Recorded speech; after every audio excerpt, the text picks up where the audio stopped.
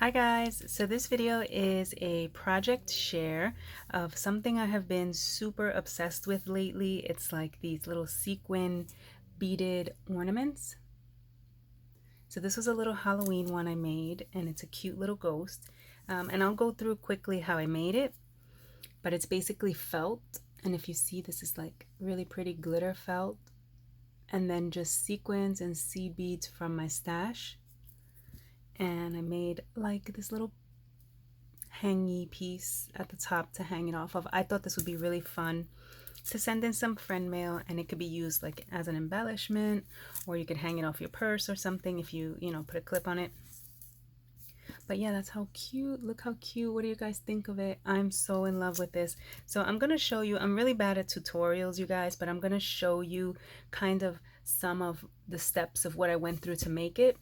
And shout out to her channel name is Steffi's Beads and Baubles. I'll link her channel down below. I found her channel by mistake, and then I've been super obsessed with watching her make all these different kind of beaded ornaments like this. I think she has an Etsy store and she sells them and everything, but I hauled everything recently that I needed to make these, and then I just tried it out and I had so much fun with it. So the actual shape, you could use a die to cut it, but I had this in my stash in my baking stuff, and it's a cookie cutter. Steffi's Beads and Baubles, she actually inks the cookie cutter and puts it down, but I want to be able to still use this for baking, so I just placed it down on the felt and then I just traced it so that it wasn't contaminated or anything. I can still wash this and then reuse it for baking. So that was a cookie cutter I just had in my baking stash. You could totally go on Pinterest, which I have done with some other ones, and I'll show you. Let me see. I wanted to do a mermaid tail one, so I literally just went on Pinterest and I traced out like a shape on paper and cut it onto the felt. So the felt that I used was from Daiso. It comes packaged like this. If you remember, I hauled this quite a while ago. I haven't even opened this black one. So I used the glitter white felt. I don't know if you can see that. I traced my little, you can actually see here where I traced the ghost and then cut it out. And basically what you would have is a shape like this once you cut it out. So I flipped it over, right? So that I have the glittery felt on the back side, and then also kind of peeking through these sequins, which you can't really tell because of my lighting. But once you have your shapes cut out, you can just put one aside, which is going to be the back. And all you need for this is sequins. So I'm going to show you quickly how I did this, kind of show you how I did it. These are sequins from my stash from Cartwright's, and these are 6mm. You could go down to 5mm if you like. You can use any color sequins from your stash. Really, you could do ornaments. Like you could make, if you have a ton of pink sequins, because everybody's doing pink now, you can make pink ghosts or anything. And if not, you could always go on Cartwright sequins and pick up what you want. So this is a beading mat that I bought from Michael's. It's like $3, and it keeps your seed beads from kind of like rolling around, but it's good for your sequins also. The needle that I'm using are these ones from Michael's. These are beading needles in size 10 and 12. You can find these for like $2 or $3. And then the string, you could use any needle and any string, but I specifically bought beading thread in size D. You could use anything though, guys, if you just want to use what's in your stash, right?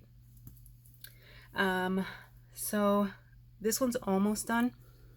I'm trying to make as many of these as possible, but I think what I have left in sequins, this was one bag of Cartwright sequins, and I made this one. I'm working on this one. I think I'll probably only have enough maybe for one more ghost, so the one bag of Cartwright sequins will make 3 of these. So I'm going to try to show you guys, but basically what you do is thread your needle just like if you're sewing, right? And I don't know how good my lighting is here. But following Steffi's Beads and Baubles, she said do the outline in sequins and then just kind of fill in your piece, right? I used black seed beads for like a little mouth. And you see 2 little black sequins for the eyes.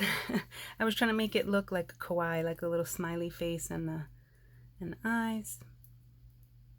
I love how it came out. Okay, So basically, to get these sequins sewn on, all you have to do, let's see if you can see, hopefully it's focused. You come up with your needle through the bottom of the felt so that your string's popping out the top, right? And this is how the back looks so far. You can see I did like zigzag with the sewing. And then let's see if I can zoom in some more. So you see the sequins, these are iridescent, so it's hard to see, but you have the back, that's like the domed side, and then the top, which is the cupped side, right? So you want to take them from behind. Haha, that sounds funny. All right, you want to go from the back through the sequin hole so that when you flip it over, it's cupped side up, right?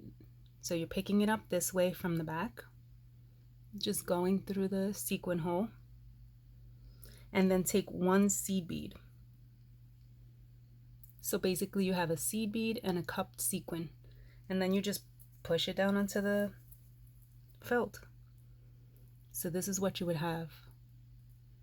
And then what you need to do is kind of like move the seed bead aside and go down through that sequin to secure it and pull it out from the other side. Can you see that?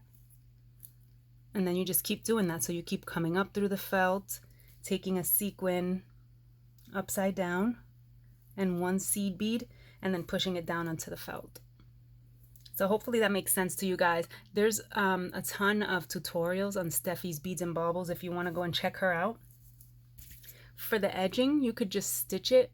What I did was use seed beads on it. I can't show you guys how to do it. It won't make sense to you because I'm left-handed. So I'll go this way and it'll throw you off. You want to go the other way, right?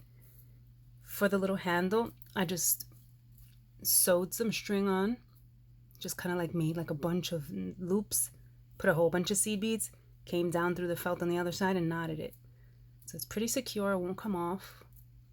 I love how it looks. And for the little bow, so let me show you. For this cute little bow, I didn't want to like have to stitch a whole bunch of sequins because I'm really not that good at sewing and stuff. But I had these in my stash from AliExpress. Let me zoom out a little. These were from AliExpress. Sorry for the crinkling, you guys. And they're just felt pieces of, you know, sewn sequin. What I did was it just came from behind and cut these loops off so that I would have just that piece of a bow.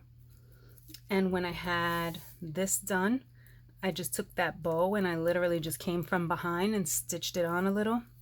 So you can see I just kind of ran it through and came down the other side, and it's pretty secure. It won't pop off.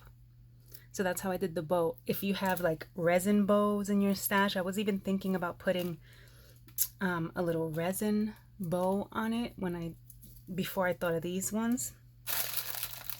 But yeah, that's just a little project share. Definitely go and check out Steffi's Beads and Baubles. She could do a way better job at showing you guys how to make these if you're interested.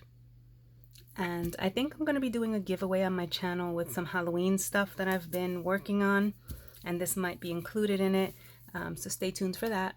But definitely let me know what you guys think, and if you know of any other channels that do these kind of beaded or sequin ornaments, let me know, because I started following Steffi and I was kind of like searching on YouTube and couldn't find anybody else doing these. So I'd love to watch more videos and tutorials on how, you know, like tips and tricks for it. So yeah, that's my little ghosty.